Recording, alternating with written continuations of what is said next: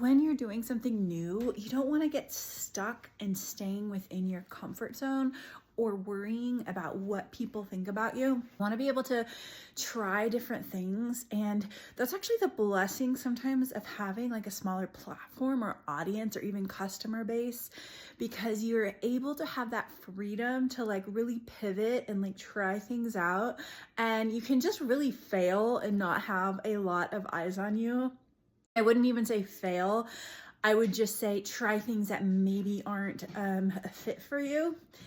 You just have that freedom to just try different things and see what your niche is, see where you might shine in a way that you may never even expect. For me, I just like give words that are encouraging, like what I hear in what God speaks to me.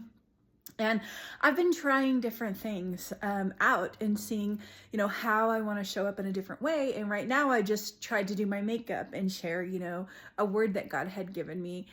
And that was just really pivoting when we find our one way that God's guiding us, kind of frustrated, and you kind of feel that grace lift, whether that's an opportunity or a relationship or a strategy or a method, something that you have felt like God kind of guided you to. And then it's working and you feel a grace in it. It doesn't mean that it's necessarily having a huge outcome or huge, material success or numbers, but you feel that grace in that flow that the Holy Spirit is giving you. And then suddenly it begins to lift on an area or a way that you're doing something, or even a relationship or an opportunity. And so all that word was sharing was really just to be open to the possibility that God is redirecting you within that frustration, and He's calling you to change it up, to maybe go higher or do something different, or leave a way that He was providing you, or even a relationship that maybe no longer serves you, that He maybe had in your life temporarily. So we really just want to be open to the Holy Spirit speaking to us, because closed doors are just as important as open ones, and God is speaking through them as well. So that's the word that I shared, but I just decided I would do my makeup while I shared it. But I found that I really couldn't focus on what I was saying. So I don't think that's going to be my niche, but I could not do that or not try it, because I don't want people to look at me thinking, oh, she's trying to copy everyone else. And there is creators that do that brilliantly. Like, I'm just so like addicted to like watching them do their makeup while they talk, and they just flow. And I didn't think I flowed like when I did it, but I tried it.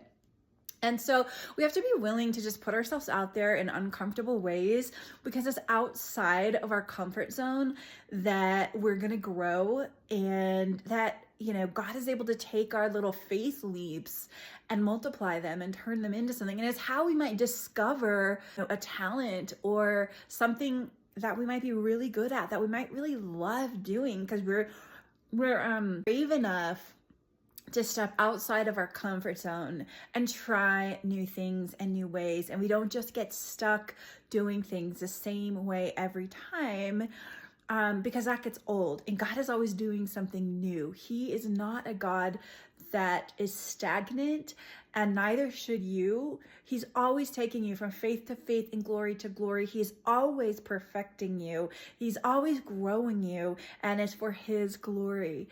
We have to really be open to the Holy Spirit and not try to hold on to those things that God might be removing. Just really walk with our hands open, walk in that surrendered position, and don't be afraid to try something new.